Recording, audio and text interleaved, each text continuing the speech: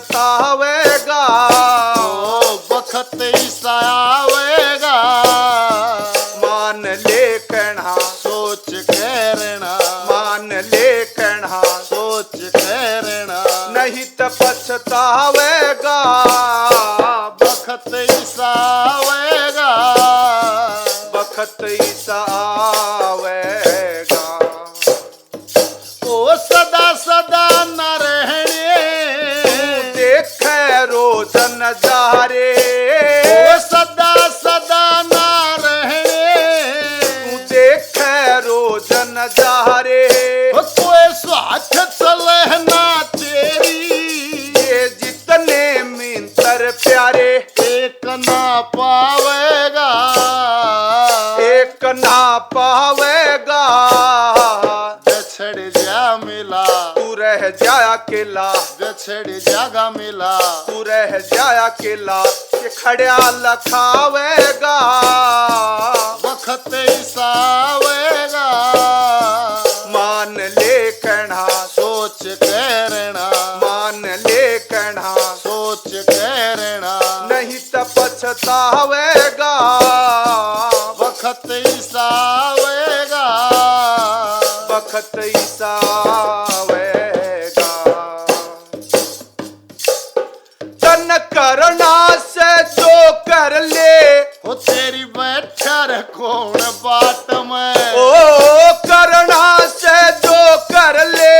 हो बता बैठा कौन बाट में, तेरे कोई सुने ना तेरी, यूं रोवे पड़ा खाट मकन हड़े हलावेगा, के नाड़े हलावेगा। या चिंता गहरी, बुढ़ापा बरी, या चिंता गहरी बुढ़ापा बरी, के जोर जमावेगा। बखत ईसा आवेगा, मान ले कहना सोच कहना, मान ले कहना सोच कहना, नहीं तो पछतावेगा। बखत ईसा आवेगा, बखत ईसा आवेगा। कोई पेश चले ना तेरी, वो सब चौपट हो जा धंधा, ओ पेश चले ना तेरी।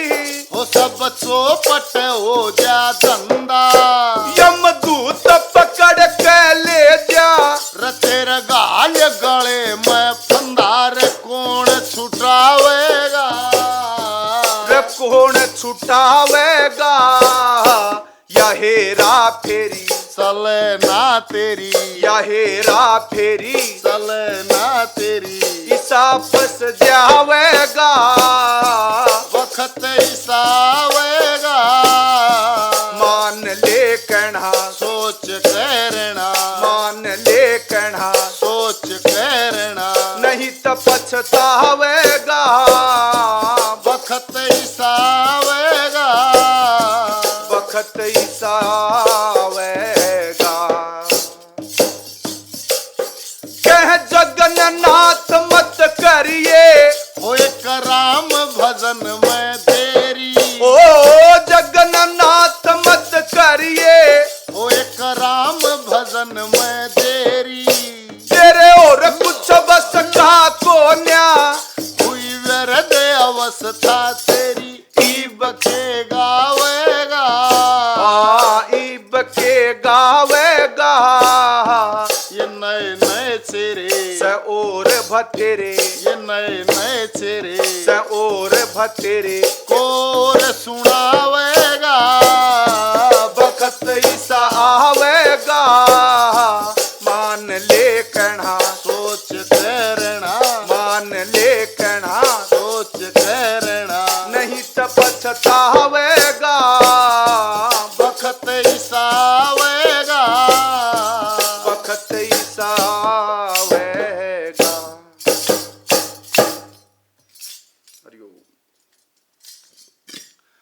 हरिओम साथियों, नमस्कार, स्वागत है विकास पासुरिया आध्यात्मिक चैनल में। सत्संग विद फैमिली कार्यक्रम दोपहर के 2 बजे, संडे इज फन डे। कोशिश करते हैं कि 4 दिन का कार्यक्रम है उसको पॉसिबल कर पाएँ, बुधवार और गुरुवार, शनिवार और रविवार। तो कोशिश यही रहती है कि ज़रूर 4 दिन आपके बीच में रहें। उसमें से भी गलती रह जाती, गलती क्या, थोड़ा शेड्यूल टाइट हो जाता है, कुछ ना कुछ टेक्निकल काम है, कुछ इसमें दिक्कत हो जाती है, तो एक आधा दिन उसके लिए माफ़ी चाहेंगे। आप लोगों का बहुत सारा प्यार सहयोग मैसेजेस के द्वारा मिल रहा है, फ़ोन के द्वारा मिल रहा है।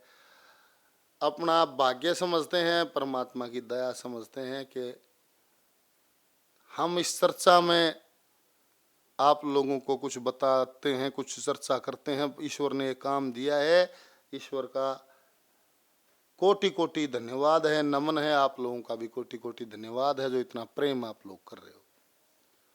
और साथियों, कुछ भी नहीं जानते हैं, बहुत थोड़ा जानते हैं। अगर कोई बात अधूरी, कोई बीच में रुकी लगती है, उसको पूरा करें, हमारा मार्गदर्शन करें। हर जगह से आदमी सीखता है, अगर बशर्ते कि अंदर का स्टूडेंट जिंदा हो, तो हर जगह से आदमी सीखता है। ज़रूर मार्गदर्शन करें। आज चर्चा है वो पीछे एक एपिसोड था, उसके ऊपर बहुत सारे सवाल थे। एक क्वेश्चन नंबर 1 2 3, क्वेश्चन नंबर 123 है। गेमिंग विद दीपक नाम से आईडी है कि ब्रह्मा विष्णु महेश जिसके भजन में लीन रहते हैं, हम उनकी उपासना क्यों नहीं करते? वो परम सत्ता का पद कौन सा है? उसके भजन को कैसे करें? कृपया प्रकाश डालें। एक है क्वेश्चन नंबर 124, कर्ण कुमार, ब्रह्मा विष्णु महेश की उपासना करने से हमें मोक्ष प्राप्त नहीं होता, तो मोक्ष प्राप्त करने के लिए किसका जप तप करना चाहिए? 2 सवाल। तीसरा क्वेश्चन नंबर 125 125, रामपत सेन साहब, भाई जी सतलोक के बारे में बताएं। फिर है क्वेश्चन नंबर 127। ये जो सिमिलर से क्वेश्चन है, मैं उनका जिक्र आपके सामने कर रहा हूं जो लगभग एक जैसे हैं। संदीप शर्मा, सागर में रहकर भी प्यासा गुरुजी प्रकाश डालें। और क्वेश्चन नंबर 129 129, अजीत कुमार, कौन सी चीज मनुष्य को पिछले जन्म से प्राप्त होती है, कृपा करके बताएं। क्वेश्चन नंबर 132, MKS आईडी है, भाई विकास, ओम नमः शिवाय के जाप से क्या सभी देवी देवता आ जाते हैं? क्या भजन के लिए यह मंत्र प्राप्त नहीं है? प्रकाश डालें। और क्वेश्चन नंबर 133 133, RS के नाम से है ये आईडी, भाई साहब फिर मोक्ष का रास्ता बताने की कृपा करें। फिर क्वेश्चन नंबर है 134 134, बलराज सिंह, चलो सैर करें उस धाम की में, आपने बताया कि वहाँ कुछ भी नहीं है, तो वहाँ का दृश्य कैसे दिखाई देता है? आत्मा वहाँ कैसे रहती है? और फिर है क्वेश्चन नंबर 139 139, सन्नी गल्यान जी पानीपत से, भगवान भोलेनाथ और श्री कृष्ण भगवान ये दोनों मोक्ष देने वाले हैं, ज़्यादा किसी के चक्कर में ना पड़ें। शिव पुराण, गरुड़ पुराण, भगवत पुराण, वेद पुराण, श्री गीता जी पढ़ें। सुबह शाम ईश्वर का ध्यान करो, अपने कर्म को कभी गिरने मत दो, बस कर्म करो। इस मेले में जितने भी आज तक भगत हुए हैं वे श्री विष्णु शिव जी के भगत हुए हैं और उनको मोक्ष प्राप्त हुआ है। जिसकी ज़्यादा बातें सुनोगे उतने ही दुखी रहोगे। मेरी बात किसी को अच्छी ना लगे तो ना लगे। बहुत बढ़िया, बहुत बढ़िया। सनी गल्यान साहब पानीपत से हैं, बहुत बढ़िया आपका मैसेज है। और एक है फिर 141, ये भी सन्नी जी का ही है, विकास किसकी पूजा करता है जब ब्रह्मा विष्णु महेश तीनों मोक्ष नहीं दे सकते? पता नहीं, बात समझ में नहीं आ रही।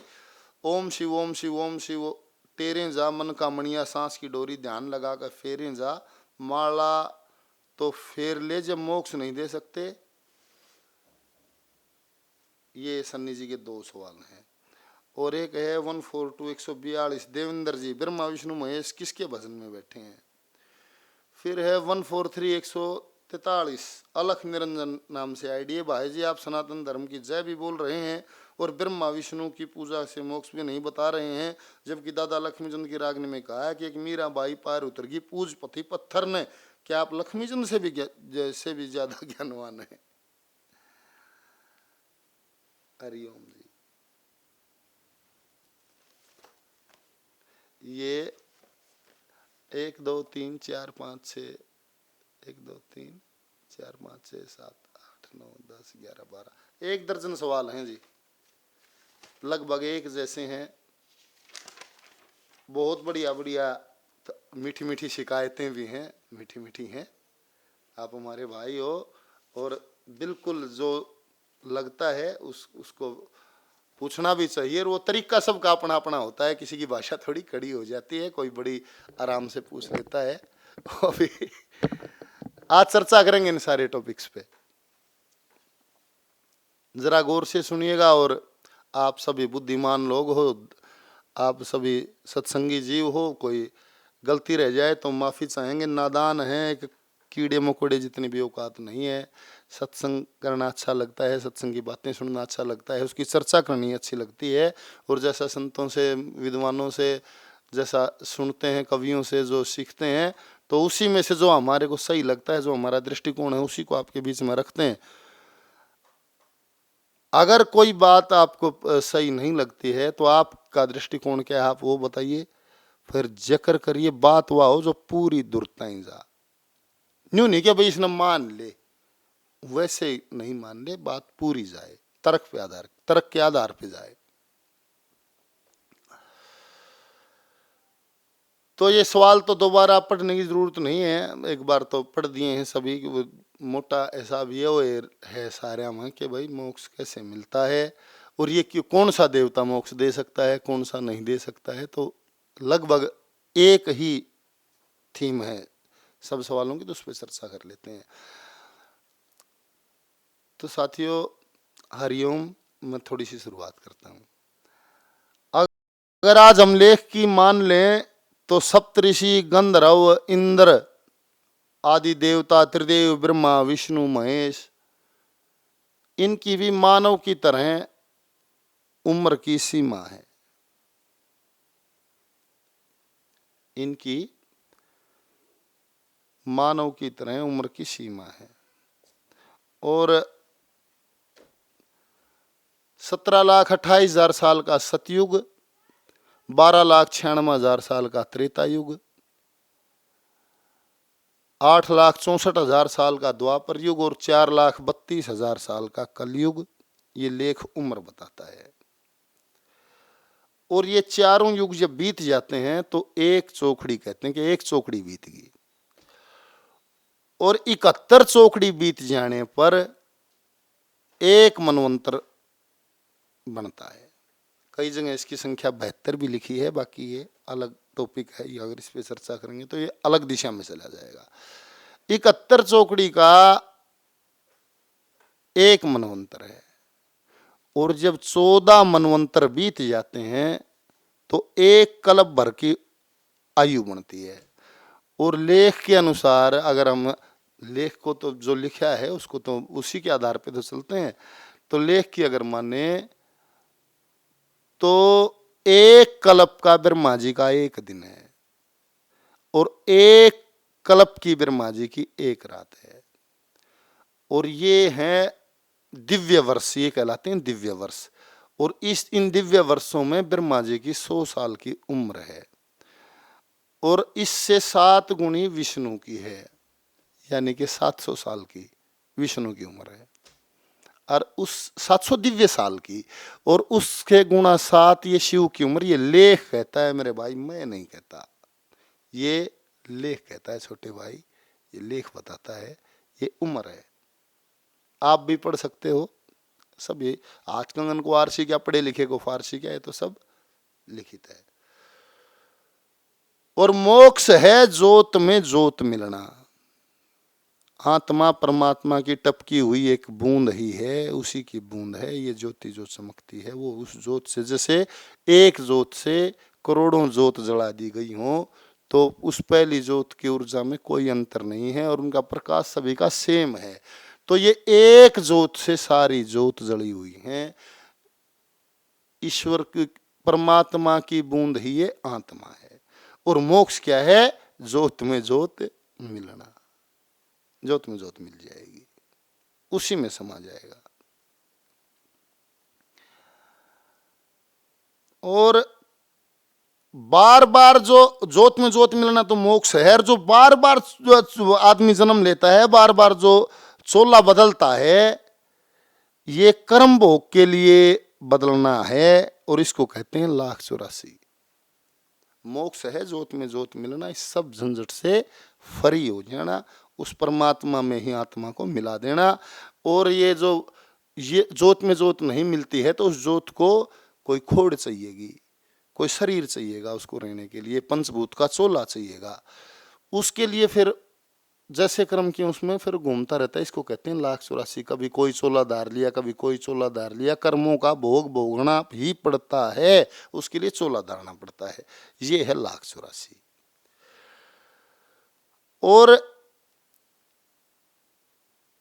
हम सब मृतलोक में रहते हैं, यहाँ जन्म मृत्यु का चक्कर है जो चलता ही रहता है। आदमी की आम जो मानव गणना है सालों में, तो आदमी की जब इस कलयुग में जैसे 100 साल की उम्र बताते हैं, आदमी की 100 साल की उम्र जब बीतती है, इन देवताओं की तब एक आधी बार हल्की फुल्की पलक झपकती है। इतना बड़ा खेल है, इनकी पलक झपकती है। तो हम सब मृतलोक में रहते हैं, यहाँ मृत्यु निश्चित है, इसीलिए इसको मृतलोक कहते हैं। यहाँ मृत्यु निश्चित है, यहाँ मरना पड़ेगा। और आपके पास 50 लाख रुपए हैं, एक्सपोज करके चलो कि आपके पास, आपके दायरे में 50 लाख रुपए हैं, और मेरी आप 1 करोड़ रुपए की मदद करने की यहाँ करते हो। ये झूठी हाँ है, आप मेरी कर नहीं पाओगे। मेरा बजट लगा हुआ, मेरा 5 लाख रुपए का, 50,000 रुपए का मेरा बजट है, और मैं आपकी 2 लाख की हाँ भर लूँ, या झूठी हाँ है। ये मेरे पास है नहीं, वो दायरा नहीं है। दायरा क्रॉस करके, सीमा क्रॉस करके आप नहीं दे सकते, कोई भी नहीं दे सकता, ये सबके लिए बराबर लागू है। तो जैसे कोई मंत्री संतरी है, जब तक उसका राज है वो आपको सुविधाएं दे देगा, वो आपको सुख सुविधाएं दे देगा, आपको चंडीगढ़ में रख लेगा, दिल्ली में रख लेगा, आपको जैसे उसके दायरे में जितनी भी पावर है, जितनी अभी शक्ति है, वो आपके लिए सुविधाएं उसके अनुसार कर देगा। उस लिमिटेशन को वो क्रॉस नहीं कर सकता। और मंत्रियों, जैसे हम हरियाणा में रहते हैं, यहाँ के शिक्षा मंत्री, कृषि मंत्री, परिवहन मंत्री, बिजली मंत्री, उनकी अलग अलग दायरे हैं। फिर मुख्यमंत्री, उसका अलग दायरा है। फिर मुख्यमंत्री भी हरियाणा तक सीमित है। फिर सेंटर के मंत्री, फिर प्रधानमंत्री, सबके अलग अलग दायरे हैं। तो उससे बाहर आप कुछ नहीं दे सकते। ये तो आप भी मान लोगे तो सीधा है, जटिलता से सरलता की ओर बिल्कुल आसानी से बात करें। कुछ भी अगर फर्क रहे तो हमारा मार्गदर्शन करें। हम भी प्यासे हैं। बोले ओ तू प्यार का सागर है, तू प्यार का सागर है, तेरी एक बूंद के प्यासे हम, तू प्यार का सागर है। तो भाई हम भी त्यसाए मरा था भाई, हम भी उसी रास्ते के पथिक हैं, सफर में चल रहे हैं भाई, अनजान है सफर चल रहे हैं भाई। कोई मार्गदर्शन कर दे उसके, हम त्यसाए मरा भाई। तो लिमिटेशन से बाहर आप कुछ भी नहीं कर सकते हो। ब्रह्मा विष्णु महेश भी उस अनंत निराकार ज्योति स्वरूप परम सत्ता के भजन में बैठे हैं, जिसका कोई आकार नहीं है। ब्रह्मा विष्णु शिव, इन्होंने भी उस रजोगुण सतोगुण तमोगुण ने, उस गुण ने ही रूप धारा है। और रूप धारा है तो ये भी उसी के आकार में है जिन्होंने इसको जन्म दिया है, जिसने इसको भी, इनको भी पैदा किया है।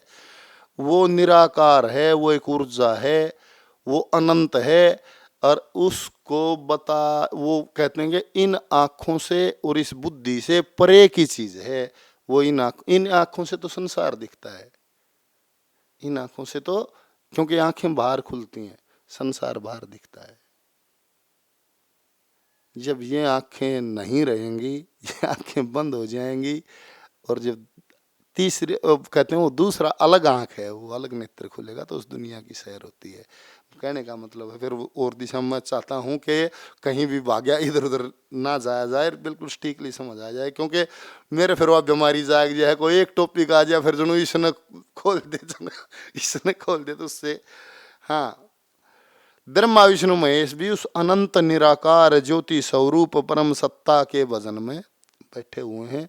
वहां जाके संत वहां तक पहुंचे, वहां जाके कह देते हैं, वहां जाके बोलिया ना जाता वो, उसको आप देख सकते हो, उसको आप डिफाइन नहीं कर सकते, उसको बोला मुख से वर्णन ना होता उसकी होशियारी का, उसको आप बता नहीं सकते वो किसा है, कौन बता देगा। बोला संतों ने ये भी लिखा है, बोले ऐसा है जैसे गूंगे ने गुड़ खा लिया हो जैसे गूंगे ने गुड़ खा लिया हो, उस तो पूछे भाई वो के है, किसा लग गए तने, वो बता ना सकता। हाँ ऊँ कर देगा, ऊँ कर देगा। ये मोमडन में क्या है, वहां पहुंचे तो क्या है, बोले अला है, अला मतलब शानदार, अला मतलब भव्य, इतना है तो इतनी तो पूजा है, वो अला है लिखड़े, वो अला है चल रहा है। न्यू नहीं कहते बोले भाई अला कोठी गाड़ दी भाई, छावा के बना दी भाई, अला बना दी। ये बोले वो कहते बोले वाहे गुरु, वो है गुरु जो इस प्रक्रिया में है, उस प्रक्रिया से चले जाओ, वाहे गुरु, वो है गुरु है, वो है गुरु है। ऐसा ऐसे उदाहरण सत्संग में दिए जाते हैं। ईश्वर तो एक ही है, उसके नाम न्यारे न्यारे सब, वो है वाहे गुरु, वो है गुरु, वो है गुरु है, जो उड़े है वो याड़े है, वो सेम है। तो ब्रह्मा लेख के अनुसार तो ब्रह्मा विष्णु महेश का इनका जन्म दिखाया गया है, जो पुराणों में भी दिखाया गया है कि जैसे सरसैया पे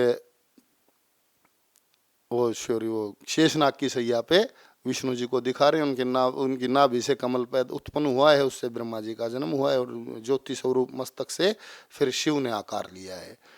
तो ये इनका जन्म दिखाया है और इनका कार्यभार भी दिखाया है, इनका विभाग भी दिखाया है कि ब्रह्मा जी का काम है उत्पत्ति करना, और विष्णु जी का काम है पालन पोषण करना, शिव का काम है संहार करना। यानी कि रजोगुण, सतोगुण और तमोगुण तीनों को दिखाया है। इनकी उपासना से वही बात है, इनका जो दायरा है वहां तक, मेरा जितना दायरा है, आपका जितना दायरा है, हर आदमी का जितना दायरा है, वो वहीं तक अलाउ करता है, उससे आगे नहीं कर सकता, वो सही नहीं है। तो इनकी उपासना से कहते हैं कि फिर स्वर्ग मिलता है, मुक्ति मिलती है। ये पृथ्वी पर प्रकृति के मानवता के संचालक हैं, ये पूरी जो संरचना चली हुई है वो उसके संचालक हैं। जब जब इन्होंने जन्म लिया है या रूप धरा है तो ये भी मृत्यु को प्राप्त हुए हैं। जैसे भगवान रामचंद्र जी, जैसे पंचभूत का चोला विष्णु भगवान का अवतार मानते हैं कृष्ण भगवान, और भी जितने जहां जहां जिस नाम से पूजा होती है, जिन जिन की, जिसने पांच भूत का चोला इस मृतलोक में जन्म लिया तो वो मृत्यु को भी प्राप्त हुआ है। जिसने जन्म लिया है वो मृत्यु को भी प्राप्त हुआ है। ये तो सीधा ही है, और मोक्ष का कोई शॉर्टकट नहीं है। आपको किसी की सिफारिश से मोक्ष मिल जाएगा, पागल बनने की जरूरत नहीं है। It's not possible. आपको किसी की वहां सिफारिश नहीं है। ये सारी व्यवस्था, सारी सांसारिक व्यवस्था इस दुनिया से अलग एक दुनिया और है जैसे, तो वो सारा का सारा उस एक ही फार्मूले से, मैं बार बार कहता हूं, एक ही फार्मूले से सारी कायनात को रचाया है। यहां सिफारिश ने, रिश्वतखोरी ने सब सिस्टम गंदा कर दिया है। ना तो मानवता जैसे रचाई है तो पूरे मूल्यों पर रचाई है, और पूरे मूल्य अगर चलते हैं तो यहाँ कोई वो ही आनंद है, पर यहाँ सब गंदा कर दिया है सिफारिश ने, रिश्वतखोरी ने, आपसी ईर्ष्या ने, द्वेष ने।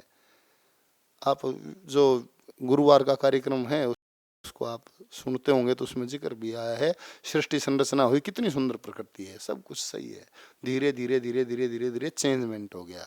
बोला जिसके पास बल था वो अत्याचार में बदल गया, जहां प्रेम था वो व्यभिचार में बदल गया। नहीं, गुण तो दोनों चीजों के हैं। कोई भी चीज है उसका सतो गुण भी है, उसका तामसिक गुण भी है, हैं? बोला जिसके जिसके जिसके पास जितनी बड़ी ताकत होती है, जिसके पास जितनी ज्यादा ताकत ईश्वर ने बख्शी है, उसकी जिम्मेवारी भी उतनी बड़ी बनती है। ऐसे नहीं मिली है, और वो जिम्मेवारी अगर पूरी नहीं कर पाता है तो फिर वो फेल हो गया, फिर वो फेल हो गया, सिस्टम में फेल हो गया। उसने कदर क्या नहीं बोला, वह कदर नहीं हुई, उसका कदर ना हुई, लालच में बढ़ गया, कहीं भी बढ़ गया, कदर नहीं हुई। तो वहां सिफारिश नहीं है, मोक्ष का कोई शॉर्टकट नहीं है, किसी की सिफारिश से मोक्ष नहीं मिलता है। कति सीधा मोटा सिंपल फार्मूला है, बोला जटिलता से सरलता की ओर शब्दों के जाल में ना उलझो। शब्दों के जाल में उलझ जाओगे तो उलझ ही जाओगे और लिखट जाएंगे। बात कति मोटा हिसाब है। पिछले सारे भोग भोग ले और नए भोग कर्म तैयार ना हो तो मोक्ष हो जाएगा। मोक्ष, मोह का अक्ष, मोह को ढा देना, मोह का नाश कर देना, हमने मोक्ष शब्द लिखे। यहां जन्म क्यों? मोक्ष क्या है कि जन्म ना लेना। मोक्ष क्या है कि जन्म लेके शरीर धार के कोई भी भोग भोगने के लिए, क्योंकि सब पुतले जितने घूम रहे हैं, चाहे वे जलचर हो, नभचर हो, चाहे वो स्थावर हो, चाहे वो मनुष्य हो, मनुष्य आदमी पशु पक्षी सब कुछ भी है, सब अपने कर्मों के भोगने के लिए ही तो यहाँ आए। कितने डाल के आदमी रहे हैं, दिखते नहीं है क्या? किसी के पास बोला कोई तो मौज उड़ाए जा, किसी का जीना है भारी है, उसी की है रहेगी भी है जिसको रास आ रही है। किसी की दुश्मन है दुनिया, किसी को दिल से प्यारी है, उसी की है रहेगी भी ये जिसको रास आ रही है। कोई परेशान है इतना कि अपने आप मरता, किसी का दुनिया छोड़ने ने कदे भी जी नहीं करता, कोई संसार ने तज के फिरे जा बन में बिचरता, कोई तो मौज उड़ाए जा, किसी का तो जीना है भारी है, उसी की है रहेगी भी ये जिसको रास आ रही है। कह जगन्नाथ इस जग का वो केवल एक विधाता, उसके पास है सबके करे कर्मों का खाता, उसके पास जाने से फिर तुम क्यों घबराता। वहां पर जाना ना चाहता, जरूर कोई और बीमारी है उसी की है रहेगी भी और जिसको रास आ रही है। स्कूल में जाया करते, पढ़ा करते, तो जिस टीचर का काम नहीं हो रहा होता जिसकी कॉपी का, तो उसकी घंटी में उसके पीरियड में जाने तो डर लग गया करता। क्यों? उसके खोट में उसका काम नहीं कर रहे। एक के फार्मूले तो बसा रखा सब कुछ, सारा एक जगह मसाला बना लिया कि तो भाई 2 तसले ला दिया, कि तो 20 तसले ला दिया, कि तो 200 तसले ला दिया, कि तो 1 चुटकी ला दिया, कि तो 1 करनी ला दिया। बात फार्मूला एक ही है। जिस टीचर का काम नहीं होता उस जिसके खोट में होते डर लगता। मरती अंडर है भी वो है जो खोटिल है जिसने बेरा है तुम खोट कर रहा, उसने मरते भी डर लग गया। जिसने काम नहीं कर रहा क्या, उसने घंटी ते भी डर लग गए भाई, उसकी घंटी नहीं जा तो ठीक रहे हाँ, कदे नहीं सोचेगा आज ठीक हो, भगवान ठीक हो, आज मास्टर ना हो, आज तो मास्टर बैठ जाए किसे गए टूट फूट हो जाए, मास्टर 1 महीना को नहीं आओ। कहने का विषय है एक के फार्मूला है, जिस जो जीवन को समझ लेगा और ठीक हिसाब से करेगा। बोला जिस दिन भी समझ जाए, न्यू भी नहीं या कोई भाई ना, न्यू भी नहीं। अरे चल भूल जा जो वक्त गंवाया, कर चेत होश जब आया, होई राम भजन में लग प्यारे लग प्यारे। चल भूल जा जो बखत गंवाया, करे चेत होश जब आया, होई राम भजन में लग प्यारे लग प्यारे। नर्मदा जी पे काफी दिन रुके थे, गुरु जी का वियोगानंद सरस्वती जी का बहुत बड़ा आश्रम है, काफी कई किलोमीटर में है। उसमें पहाड़ भी है, जंगल भी है, संत कुटी भी बनी हुई है और बाग भी हैं, गौशाला भी है, मतलब काफी लंबा चौड़ा है।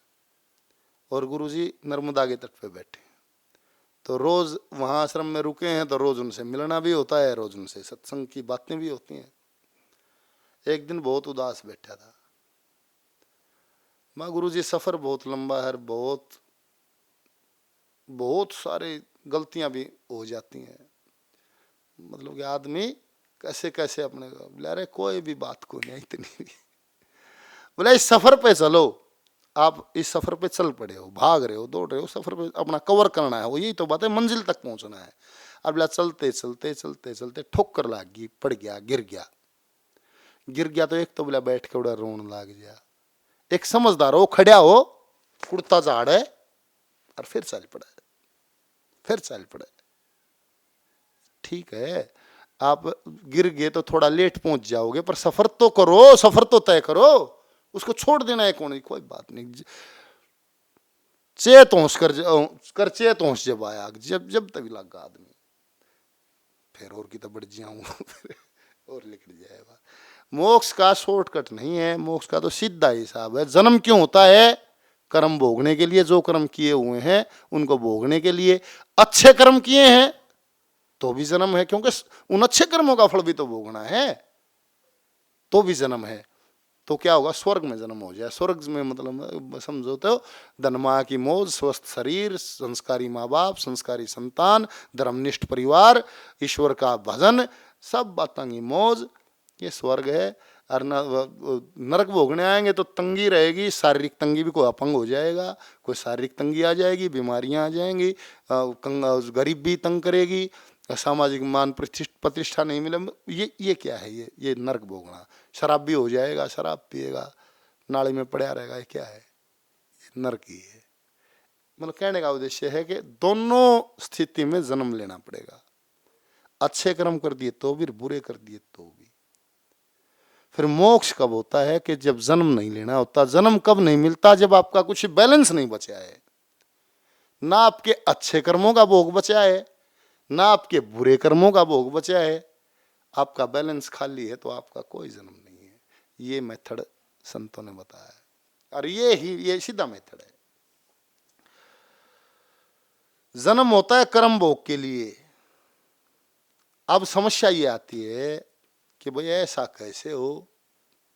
समझ लियो भाई आज आसपास की छोटी छोटी जिज्ञासाएं शांत होनी चाहिए सबकी। अब आ जाता है कि भाई अच्छे आदमी पिछले सारे कर्म भोग ले, नए कर्म ना बनावे तो बैलेंस खाली हो जाए, मोक्ष हो जाए। ऐसा कैसे हो? ऐसा तो हो नहीं सकता ना। ऐसा कैसे हो कि नए कर्म करे नहीं? कर्म तो मानस करेगा, और करेगा नहीं, 3 प्रकार से: शारीरिक, मानसिक और वाचिक। मन से और वाणी से और शरीर से, 3 अवस्थाओं में कर्म करता है। अब तीनों अवस्था खाली क्यों कर लेकर है? तीनों की तीनों खाली लेकर नहीं। मनुष्य हर पल कर्मशील है, मन वचन शरीर से हर पल कर्म करता है। सो अपने आप को निष्काम कर्म से बांधना होगा। कर्म तो जरूर करेगा, कर्म करे बगैर नहीं रह सकता, पर इसके लिए आपको अपने आप को निष्काम कर्म से बांधना पड़ेगा, निष्काम कर्म करना पड़ेगा। निष्काम कर्म का भोग नहीं बनता, निष्काम कर्म का कोई भोग नहीं बनता। तो आगे कर्म नए जमा नहीं होंगे। पिछले कर्मों का भोग आप करते रहें, भोगते रहें, उन कर्मों को काटते रहें, तो कटते कटते कटते कटते ना कोई भोग जमा, नहीं तो मोक्ष हो जाएगा। और अब समस्या क्या आती है कि सीधा ना वो मंत्र बता दे जिसका मोक्ष हो जाए, सीधा वो फार्मूला बता दे जिसका मोक्ष हो जाए। सबकी भागा ये सवालों में, ऐसे ही सवालों में ऐसा ही चर्चा था। पहली में दाखिला वो है, फिर प्राइमरी क्लियर होगी, फिर 8वीं होगी, फिर 10वीं होगी, फिर 12वीं होगी, फिर बीए में दाखिला मिलेगा, फिर बीए की डिग्री आओ है। ये एक ही फार्मूले से सारी कायनात रचाई है। क्लियर तो हमारी प्राइमरी भी नहीं है, और डिग्री दे दे भाई बीए वाली, ग्रेजुएशन वाली, पोस्ट मास्टर ग्रेजुएट की डिग्री दे दे, नहीं मिलेगी भाई, बिल्कुल नहीं मिलेगी मेरा बीरा। और हमने लगा ना, हमारी तो उम्र बहुत थोड़ी है, 60 70 80 100 साल, इसमें नहीं लगे, ये तो बहुत एक कण भी नहीं। प्रकृति में आपका अस्तित्व क्या है? घूमते रहो, 10 जन्म 50 जन्म 100 जन्म 1000 जन्म लाख जन्म करोड़ जन्म घूमते रहो, उसको क्या दिक्कत है? उसको कोई दिक्कत नहीं है, वो संसार चल रहा है, ठीक है, उसको कोई परेशानी नहीं है, उसका मेला है, उसके मेले में घूमते रहो, क्या हो गया, उसको क्या दिक्कत है? पर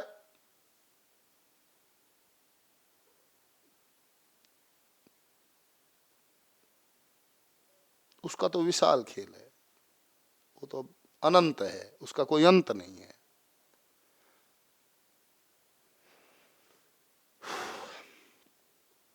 घूमने जाओ, कर्म करें जाओ, भोगें जाओ, कोरे, उसने कोई जल्दी ना है, वो तो इंतजार में है, उसकी तरफ कदम बढ़ाओगे आपके रास्ते जरूर बना होगा, जरूर बना देगा, बशर्ते कि आपका समर्पण, डेडिकेशन, समर्पित आप ईश्वर को पूरे हों, जरूर बना दे, वो उसका काम है, फिर तो आगे आगे चला। पर पहले भाई वे पिछली सारे स्टेप क्लियर हों, इसके लिए मैंने पीछे भी बताया था। अब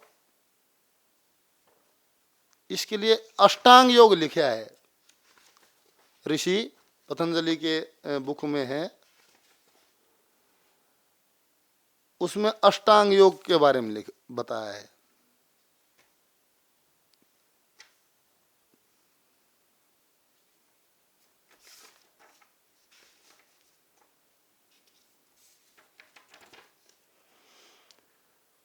अष्टांग योग में 8 अंगों वाला योग, इसके 8 आयामों का अभ्यास एक साथ होता है, इसको अष्टांग योग कहते हैं। इसके 8 अंग हैं।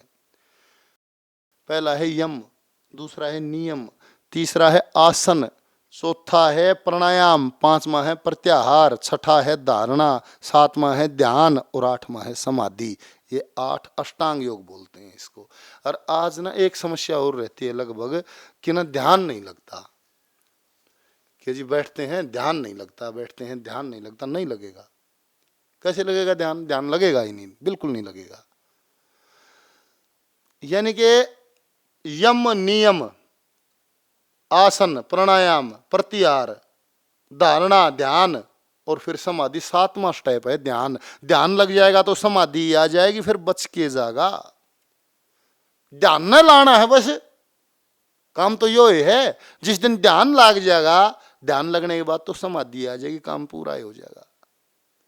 ध्यान ना लगता जी, बैठे थे महीना बैठे, 2 महीना बैठे, ध्यान ना लगे, कुकर्म कर रखा जन्मा के, बेगनता रहा, खखाटा रखा, जन्म हो गए, महीने 2 महीने में सब क्यों वो कट गए, सब क्यों डट हाने ज्यादा के खाता, उससे होगा भी के।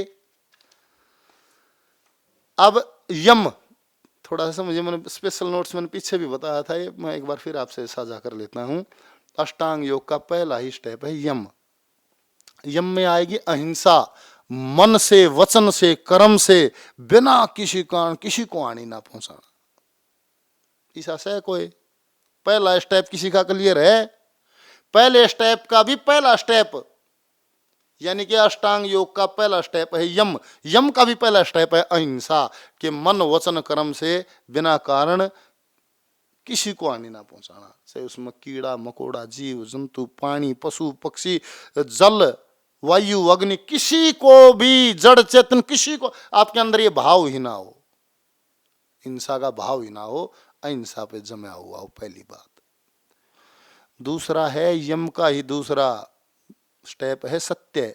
मन वचन कर्म तीनों से में एक ही बात रहना, सदा अपने आप को परम सत्य में स्थिर रखना, तीनों शरीरों में, मन में भी, वचन में भी, कर्म में भी, मन वचन कर्म, इंद्रिय मन बुद्धि, तीनों तरह से।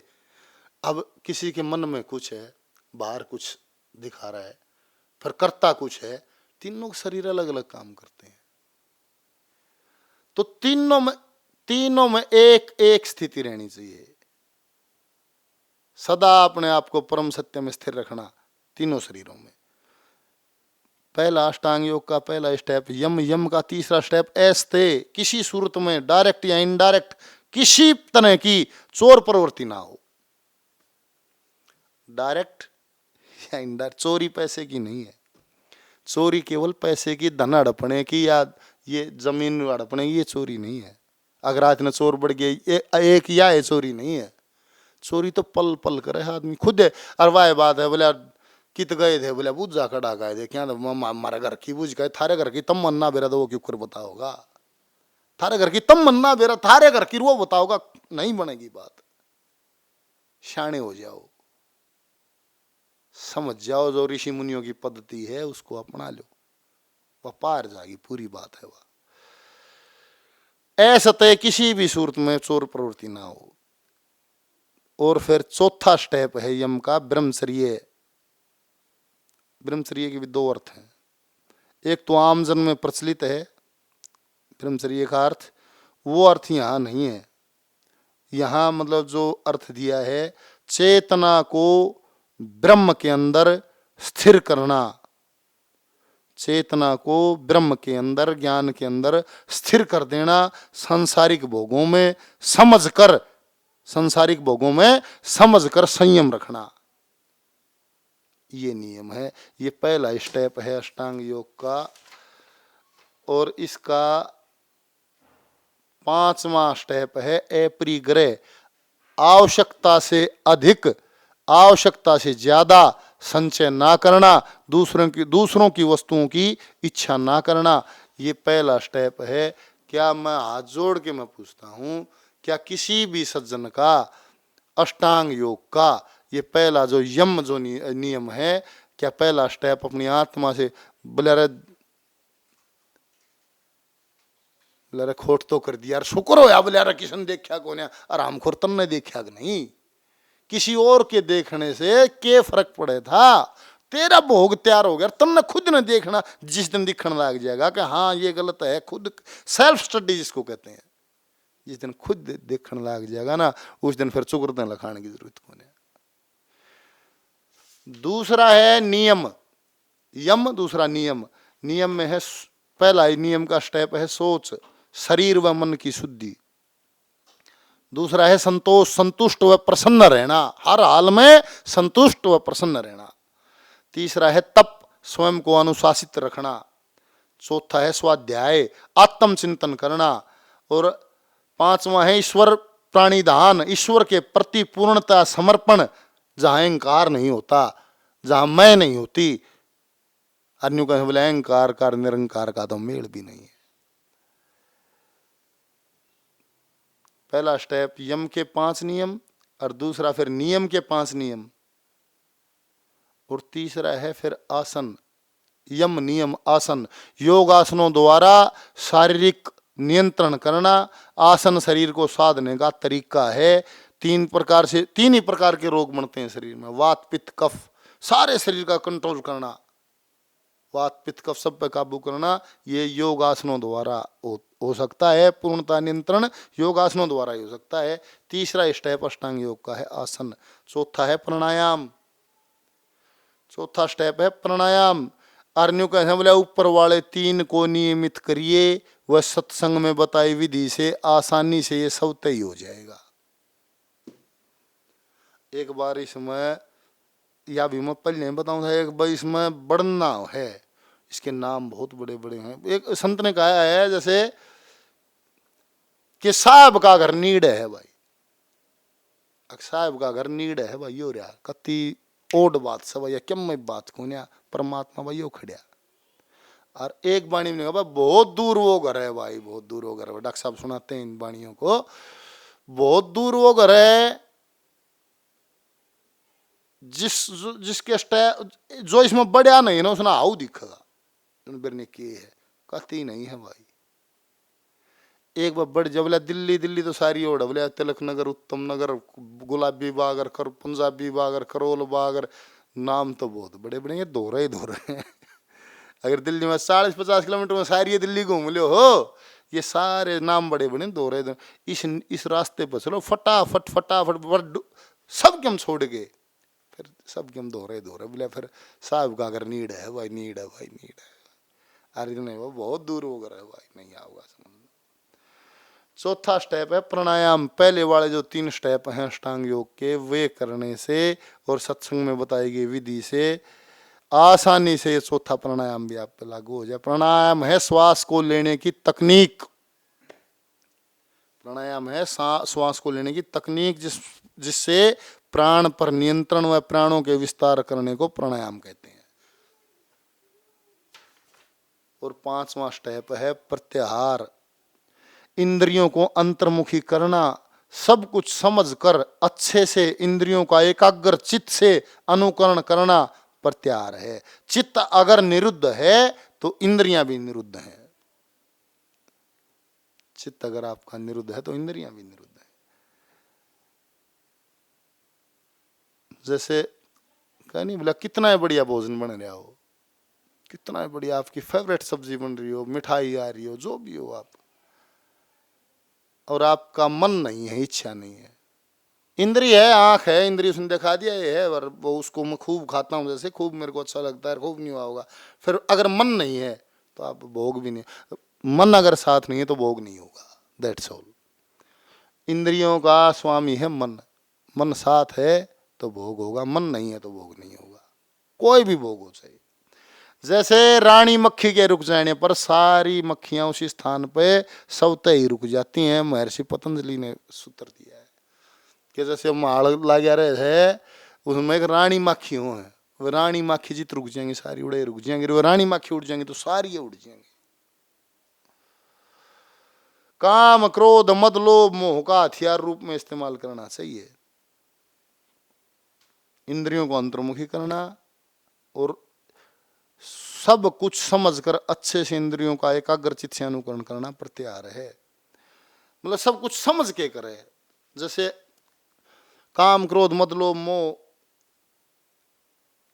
ये सब के अंदर है, ये ऐसा कोई भी नहीं है जिसके अंदर ये नहीं है, ये सभी के अंदर है। इनका अगर इस्तेमाल करना नहीं आता है तो ये डाकू है, ये आपको लूट ले जाएंगे। और जब ईश्वर ने कोई चीज आपके अंदर डाली है तो वो फिर डाकू नहीं हो सकती। ईश्वर ने जो बनाया है वो आपके नुकसान के लिए नहीं हो सकती। वो ये है कि अब बाबू ने गाड़ी लेके दे दी, बहुत बढ़िया दे दी, ओडी दे दी, मर्सिडीज दे दी, पिताजी ने दे दी, किस लिए दे दी? वो बच्चा है घूमने फिरने के लिए दे दी, एग्जाम्पल के तौर पे है। अब बच्चे को वो चलानी नहीं आती है तो उसने सारी ने फोड़ लिया होगा, उसमें पिता का दोष नहीं है। या फिर शराब पी के फिर चला होगा, पागल हो के चला होगा तो दोष फिर किसका दोष है? फिर तो जिसने यूज करी है उसने यूज करनी नहीं आई।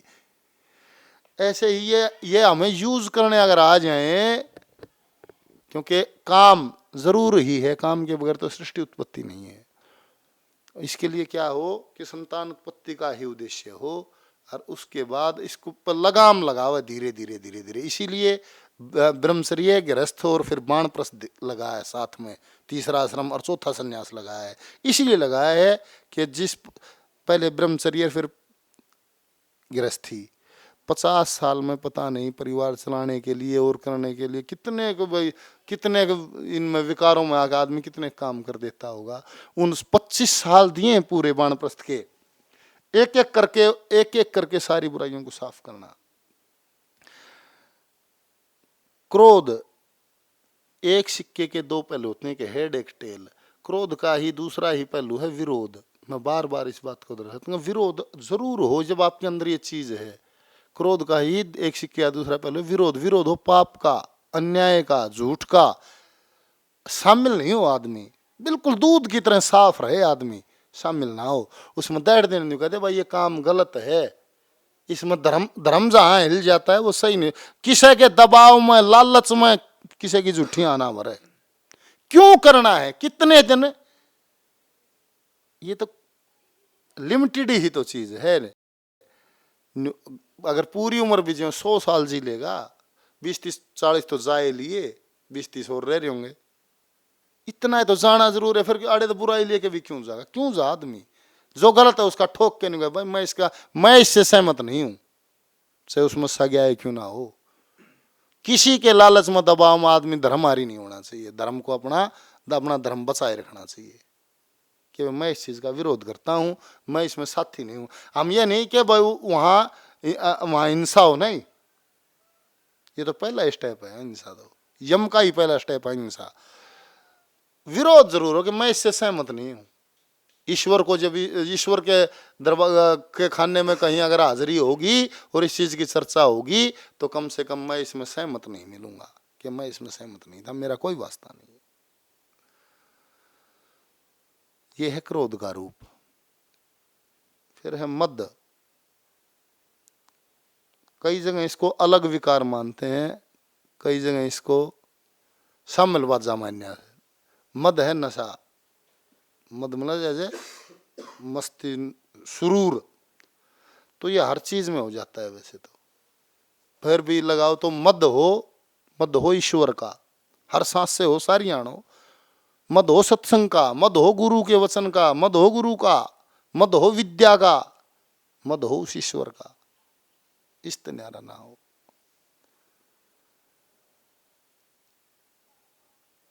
और फिर है लोभ।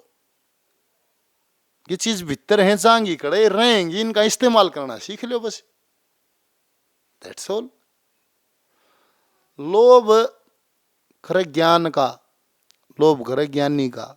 जहां से ज्ञान मिलता हो, जहां अंधकार से प्रकाश की तरफ, चाहे वो आदमी से मिलता हो, चाहे वो पुस्तक से मिलता हो, ग्रंथ से मिलता हो, कहीं से भी मिलता हो, उसका लोभ करे। मोह करे स्वयं का, कोई ना हो अपना। और या वाय बाधन दो दुनिया है कि जो दिखती है, इसके अनुसार अगर जियोगे तब 84 में जाओगे और 84 के भोग भोगोगे डेफिनेट। और वायु के अनुसार जियोगे दूसरे तो बस सीधा मोक्ष जाओगे। जरूर है जो जमा हुए तो भोगने पड़ेंगे। भगवान ईब का सूत बैठा दे, ईब का कटियां तो ठीक ना, 1 जन्म 2 जन्म फिर लेने पड़ेंगे, जरूर है भोगने पड़ेंगे। पर उस दुनिया के मेथड से चलोगे तो निश्चित ही आप मोक्ष को चले जाओगे। इसके अनुसार चलोगे तो निश्चित ही पर्यंत काल तक दूर तक आप 84 में ही रहोगे। और नीची योनियां मिल जाएंगी, और नीची योनियां मिल जाएंगी, और नीचे मिल जाएंगी। मोह करे स्वयं का मतलब इसने बढ़िया खुआ, सात्विक खुआ, समझ के कि नहीं ये मेरे खाने का नहीं, ये मेरे लिए सही है। बट टाइम पर नहावे धुआवे, योगासन करवावे, बढ़िया भोजन करवावे, और भाई सदगति को समझे कि भाई इसकी सदगति क्या है, कि इसकी सदगति तो इस आत्मा को परमात्मा मिलाना, उसके लिए काम करे, इनका हथियार के रूप में इस्तेमाल करे। छठा स्टेप है धारणा। ये तो 5वां था प्रत्याहार, छठा है धारणा। हर पल एक ही विषय को ध्यान में बनाए रखना, हर पल एक ही विषय विचार पर एकाग्र रहना धारणा है। कि सांस सांस संग सारी आन, हर पल। बोला भीड़ में हो तो परमात्मा की बात करो, अकेले हो तो परमात्मा से बात करो। हर पल एक सुरूर होना चाहिए। और इतना जब आपका हो जाएगा, इतना सब हो जाएगा, तो फिर आपका आ जाएगा ध्यान। फिर आ जाएगा ध्यान। आशिक की स्थिति और साधक की स्थिति में बहुत समानता होती है। साधक भी आशिक होता है। बोला धनपत सिंह आशिक का पेटा बिन फेटे बिन बरता कोने। हर पल उसी का ध्यान, जैसे एक आशिक की स्थिति होती है, हर पल उसी का ध्यान रहेगा, सारी आन रहेगा। प्रेमी प्रियतम की निकटता चाहता है, ये स्वाभाविक होता है। हो लक्ष्मी चंद से मारे बेचाले, रहूं चरण की दास जमल। 8 पहर 64 घड़ी, 6 रुत 12 मास जमल। चकोरी ने चाह पिया मिलन की, उड़ जा कोस 50 जमल। गरीब कुंज भी न्यू करे से पिया मिलन की आस जमल, मांगे राम दूर दुनिया ते लक्ष्मी चंद की प्रणाली। जगह जगह वो स्थितियां दिखाई हैं कवियों ने। बोले रस बिन इश्क, इश्क बिन आशिक, आशिक बिन संसार नहीं, वो जो भी अनेक जगह दिखाया है। बोले भक्ति ऐसी चीज जगत में भजन करे उन्हें बह भी के, हरि कीर्तन गाए जात मैल गात में कह भी के, संतोष बराबर धन कोन्या, संतोष नहीं उड़ सह भी के, और वह भजन करे तो मोक्ष मिले, मोक्ष मिले फिर रह भी के। और मांगे राम या लाख 84 इस दुनिया ने दुख देरी है, जीना झूठा मरना सच्चा, बनना मरने में देरी है। अरे पावेगा कोई पावनिया, कितने छोटे शब्दों में फार्मूला दिया है। हो यहाँ पावेगा कोई पावनिया, ओ जो पल पल दिल को लावणिया रे, यहाँ पावेगा कोई पावनिया। अड़ पावगा को पावनिया, कौन? जो पल पल दिल ने लावणिया, पावगा को पावनिया। ले प्यार की परिभाषा जग में कोई कोई जानता है, दुनिया समझे प्यार जिसको यही तो अज्ञानता है। ईश्वर का स्वरूप इसमें जो कोई पहचानता है, प्यार और भगवान में तो बिल्कुल ही समानता है। आत्मा परमात्मा में प्यार की प्रधानता है, प्यार हृदय में नहीं ऊंच नीच मानता है। फिर जो पक्की मन में ठानता है वो जरूर एक दिन पावे। यार तो वो एक कहो से क्यों सो यार गिना हुआ, अरे सोआ में कोई यार नहीं मन न्यू असर सा हो, यार तो एक कहो से क्यों सो यार गिना हुआ। बोले लक्ष्मी चंद का कृष्ण जगत में, बोले जगत श्री कृष्ण में इतना लता भी न हो जाए। और देखिए ध्यान, ध्यान तो अष्टांग योग में 7वां स्टेप है। अरीब रोड़ा के है कि सब नाड़े तो शुरुआत कर, आड़े तो शुरू कर रहे हैं। स्कूलों में भी, स्कूल में चले जाओ बेटा मेडिटेशन करो, इंग्लिश में बोल देते हैं थोड़ा और वो हो जाए, बेटा मेडिटेशन करो। कहीं आप और उसमें चले जाओ किसी क्या बोलते हैं इनको, सेंटर वेंटर भी खुले हुए हैं, उनमें चले जाओ, क्या जाते हैं, ध्यान करो, ध्यान करो। टक्कर मार लो कितना लागा ध्यान, वो हुआ पुण्य ध्यान। कैसे हो जाएगा? उस क्लास को की बुक्स आप कैसे पढ़ लोगे जब आपको ABCD आती ही नहीं, आपको पोएम पढ़नी है? ऐसा नहीं होगा, बिल्कुल भी नहीं होगा। इससे पहले कि, इससे क्या होगा कि यहाँ से शुरुआत कर, सीधा यहाँ से शुरुआत करते हैं और फेल्योर हो जाते हैं, फेल हो जाते हैं, कुछ नहीं मिलता, कुछ हासिल नहीं होता। और हासिल यहाँ स्वर्ग की प्राप्ति नहीं है, यहाँ ना नरक की प्राप्ति ना स्वर्ग की प्राप्ति, नहीं, सौदा मोक्ष का है। मोक्ष का है तो इसमें कुछ ना है, अपना गिड़ गिड़ा के मर पड़ के इसने काबू कर ले, क्यों करे, उसमें साल पड़े बस। इससे पहले कि सभी स्टेज क्लियर होनी चाहिए तब ध्यान लगेगा, ये निश्चित है, इसके पहले ध्यान नहीं लगेगा। बोले डिम बिजली में तो लाइट कम आ गई, बोले मोटर जल गई है। जैसे पावर बटी हुई है, वो जो पहले भी जिक्र था कि पावर, जब आपकी पावर ही पूरी नहीं है तो आप पूरी पावर से काम कैसे करोगे? पहले तो पावर पूरी होगी, जब पावर कहाँ गई, पावर इनने बांट ली, किसी ने भाई बन के, किसी ने दोस्त बन के, किसी ने बहू बन के, किसी ने छोरी बन के, किसी ने माँ बन के, सब कितने नाते ये तो कम, और कितने खुद के बना लिए। पावर तो सब इनमें बटी हुई है। आड़े तो कितनी लाग ला लो, कितनी ला लो, इसका की कोई अंत है? अरे जितनी लाग बनेंगी उतने कर्म भोग ज्यादा बनेंगे, उतने ज्यादा बनेंगे। यह करना स्वाभाविक ही है, क्योंकि हमारी मानसिकता गुलाम है।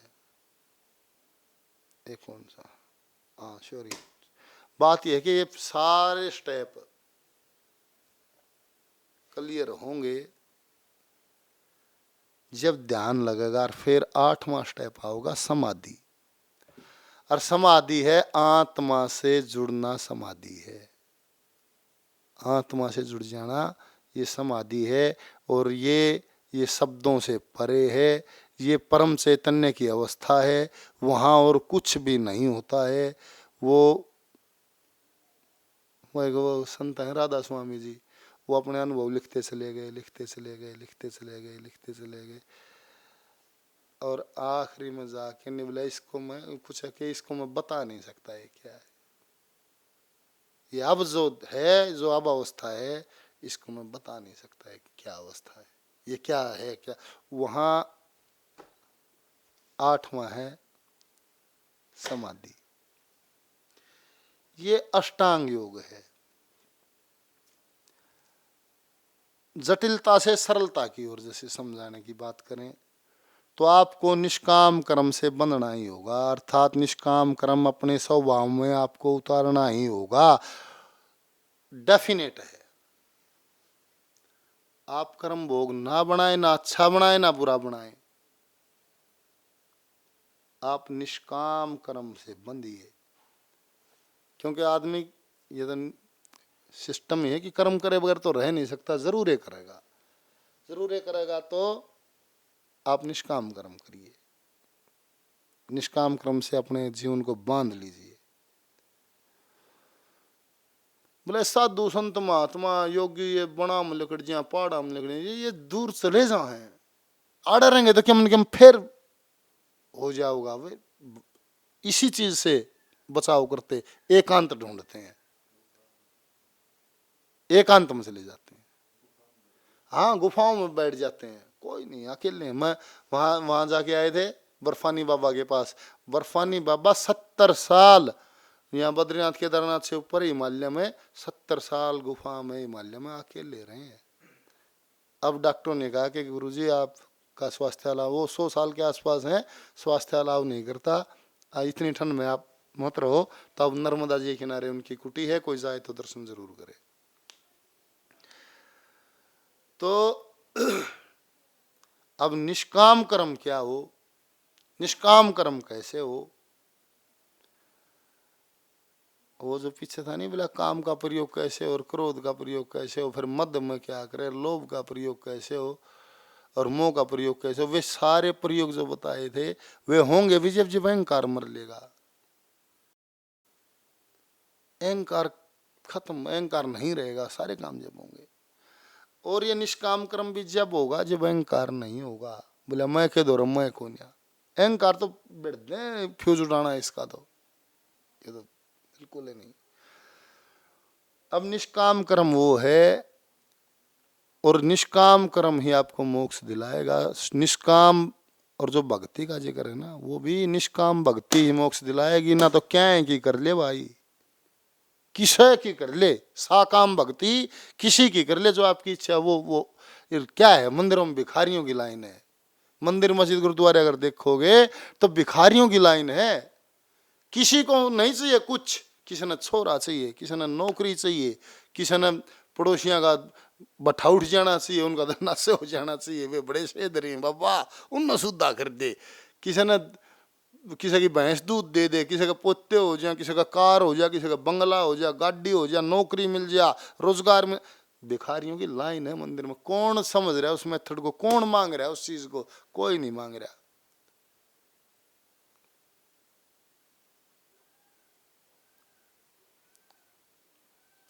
निष्काम कर्म है जिसमें आपकी कोई आपका बदले की भावना नहीं है कि जैसे भाई इसका मैं ये करती हूँ तो मेरा ये हो जाए, मैं इसका छोरा नौकरी लगा दूँ बदले में 5 लाख रुपये ले लूँ। आपने नौकरी लगवाया, किसी को रोजगार लगवा दिया, कर दिया, वो कर दिया, ठीक है, वो अच्छा कर्म है। पर वो साकाम हो गया। साकाम क्या हो गया, उसके बदले में चा कर ली, 10 लाख रुपए चाहिए, 15 लाख रुपए चाहिए, वो साकाम हो गया। उसका भोग है, अच्छे का भोग कुछ गैल गैल भी है। बनियों ने तन कर तन इच्छा चाहिए तन रुपये मिल गए, उससे स्वर्ग बोले, खा पी ले, मौज ले, राजिकता भोग। या फिर न्यू निकल दे, बोला रहे इतनी भी चा ना हो कि काम किसी की भलाई कर दे, भलाई करते बदले में न्यू भी ना हो भाई उतना राम राम तो करेगा। और ना गणे नहीं कहते, वहां देख रहे और देखो रमन इस खातिर न्यू कर वो आज मेरे राम राम भी ना करता, ना करने दे। मरण दे जाले दे, इस बात ना करने दे, तू इच्छा भी ना रख अकोतन राम राम करे ना, कति भीतर बढ़ जा।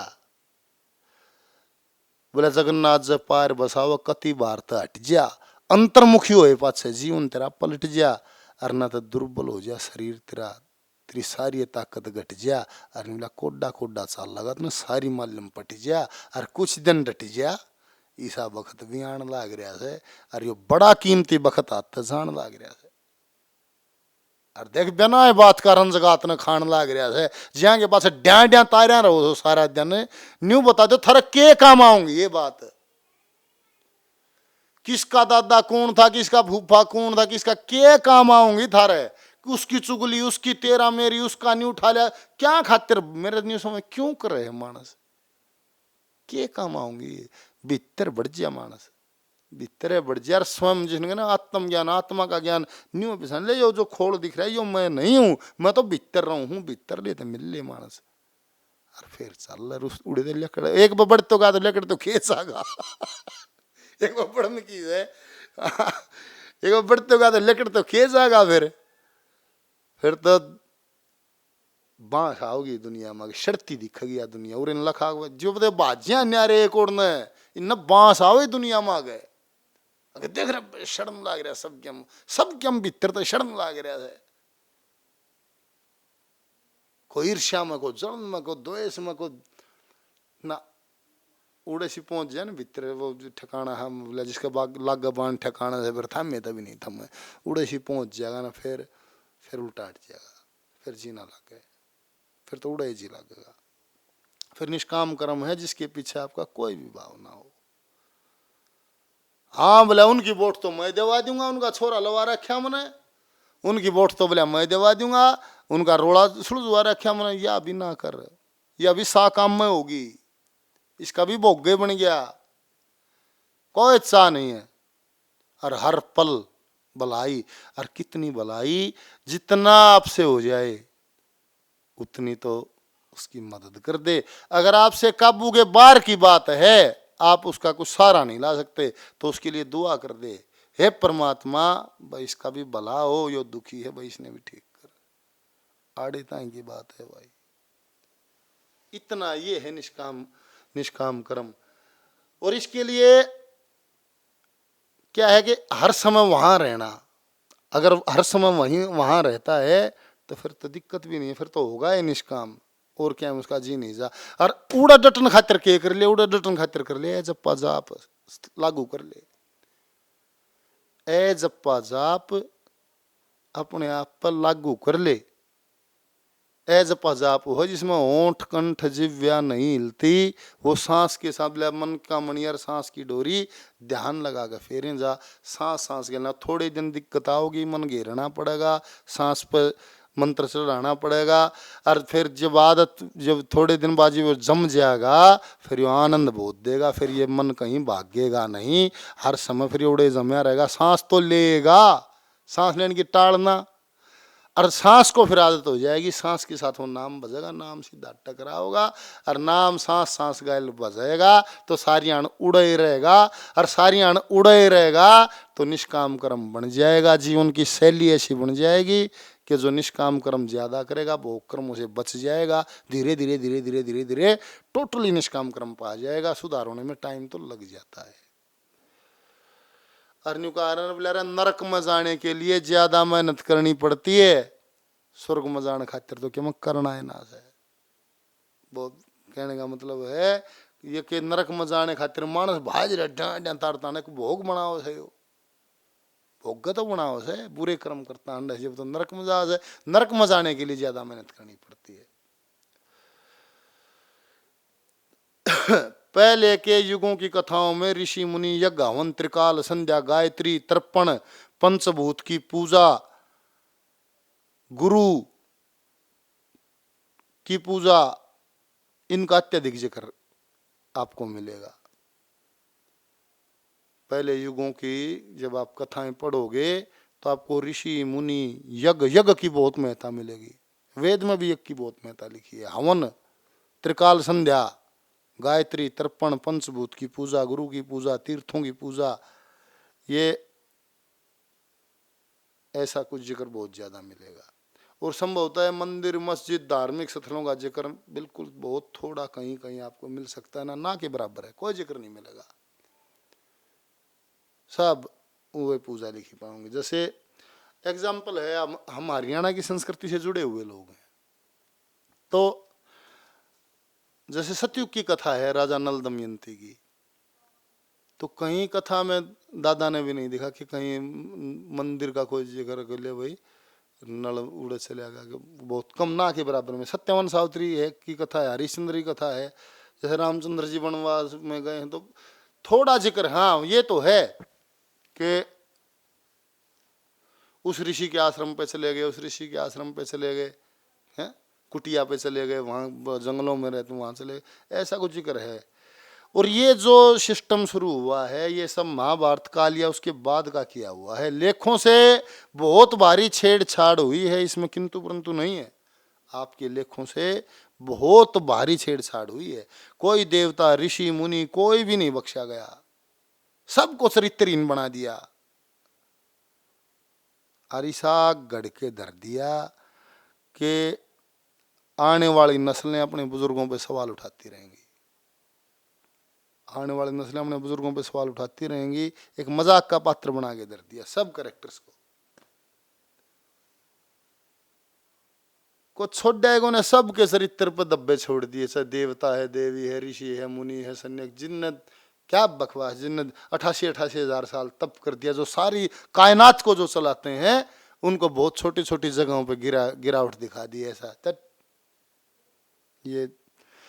और अगर फैक्ट में गहराई में अगर जाओगे, थोड़ा सा होश करके आप देखोगे तो सनातन आदि धर्म है, जब से सृष्टि चली है तब से सनातन आदि धर्म है, और ये पूरा वैज्ञानिक धर्म है, पूरा विज्ञान पे टिका हुआ है। अरे ईश्वर कहीं एक प्रॉपर जगह नहीं है कि इस चार दीवारी में ईश्वर है, नहीं है। सारी कायनात कितने ढंग से समझोगे, जो कि हम दिख रहा है, धरती वायु पृथ्वी जल आकाश वायु अग्नि मनुष्य पशु पक्षी पेड़ पौधे, ये सब जो दिख रहा है ये भगवान है। देख लो नहीं इसका किसा रूप है, आड़े तरुड़े ताई सब जो फैल रहा है यो है ईश्वर, ये है वो सत्ता। बता इसका कितना ही, कोई अंत है इसका? न्यू समझ ले, इतना करके समझ ले कि सब प्रकृति जड़ चेतन जो कि ये सब भगवान है, ये ईश्वर, ये परमात्मा परम सत्ता, ये है वो। बताओ क्या है? तो ये इस बुद्धि से नाखों से परे की बात है। इसका ज्ञान जब आप उस मार्ग पर चलोगे, चलते ही रहोगे, चलते ही रहोगे, चलते ही रहोगे, धीरे धीरे धीरे धीरे मसाला खुलता चला जाएगा। क्यों? यूँ कहते बोले भाई मेरे को चंडीगढ़ जाना है, ये उदाहरण पहले भी बात हुई थी, चंडीगढ़ जाना है या मेरे को दिल्ली जाना है। दिल्ली जाना है तो फिर भाई मेरे को पता नहीं है, मेरे को दिल्ली जाना है, दिल्ली जाना है तो फिर वो बताया बाड़े तजा बादली डांसा बॉर्डर या फिर बहादुरगढ़, आगे फिर टिकरी बॉर्डर, फिर वहाँ नांगलोई पंजाबी बाग, और ऐसे ऐसे ऐसे। तो आपको दिल्ली जाने के लिए, बस अड्डा जाने के लिए, दिल्ली बस अड्डे का आप प्रपोज लेके चले, तो हमने वो जो जिसने वो है गुरु जिसने रास्ता बताया है, हमने बहादुरगढ़ चले गए, टिकरी बॉर्डर चले गए, और आगे चले गए पंजाबी बाग चले, वहाँ तक जरूरत पड़ेगी, फिर साइन बोर्ड भी आ जाएंगे कि दिल्ली बस अड्डा इतने किलोमीटर इस साइड है दिल्ली। वो यानी कि गुरु ने जो रास्ता बताया आप उस पर चलिए, आप उस पर चलिए, चलते रहिए, चलते रहिए, धीरे धीरे धीरे धीरे आपको साइन बोर्ड दिखने लग जाएंगे, आपको दिशा दिखने लग जाएंगी कि इस दिशा में ये है, ऐसे का। ये गहराई में डूबने की बात है। हाँ, तो ईश्वर कोई प्रॉपर जगह नहीं है, वो तो कण कण में है, वो तो सारे है।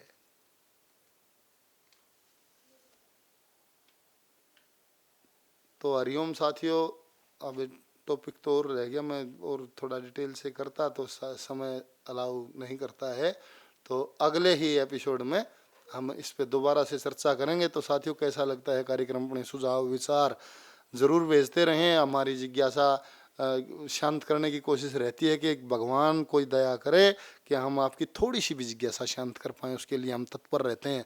और साथियों गलती ज़रूर हो जाती होगी, ज़रूर से ज़रूर हो जाती होगी, बहुत छोटी बुद्धि के निम्न स्तर के आदमी हैं भाई, माफ़ कर देना, कुछ गलत निकल जाए। कोशिश तो अच्छे के लिए करते हैं, पर गलती भी उन्हीं से होती है जो काम करते हैं। निठल्ले से तो गलती भी क्या होगी, जो कुछ काम ही नहीं करता तो उससे ठीक, जो सही ना गलत कुछ करता है नहीं तो उससे गलती भी नहीं होगी। गलती भी उसी से होगी जो कोई काम करता होगा। तो भाइयों माफ़ कर देना। कोशिश करते हैं कि सत्संग को बहुत दिव्यता से, बहुत सात्विकता से, बहुत क्लियरिटी से पेश करें। और रोज़ाना मिलते हैं दोपहर 2 बजे सत्संग विद फैमिली कार्यक्रम में, विकास पासूरी आध्यात्मिक चैनल पे। तो अगले कार्यक्रम के लिए, अगले कार्यक्रम तक हरिओम।